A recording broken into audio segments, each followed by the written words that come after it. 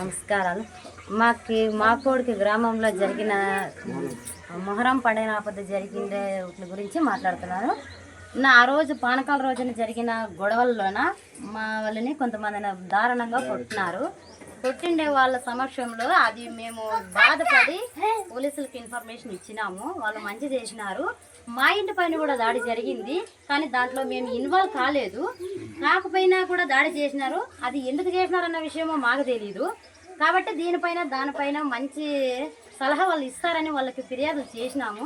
ఖచ్చితంగా చేసినారు. అది చాలా సంతోషంగా ఉంది.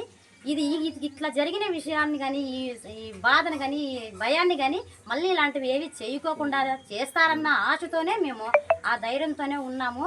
ఇంత చేసిన దానికి చెట్టూరు ఎస్ఐ గారికి, కళ్యాణదుర్గం డిఎస్పీ గారికి చాలా సంతోషంగా ధన్యవాదాలు తెలుపుతూ మేము సంతోషపడుతున్నాము. ఇది ఎప్పటికే కానీ మా పైన ఇట్లాంటి దాడులు కానీ దారుణాలు కానీ బాధలు కానీ టెన్షన్లు కానీ ఎస్సీ కాలనీ దగ్గరికి అంచుపంచంలోకి రానియకుండా చెయ్యాలన్నదే మా ఆశ.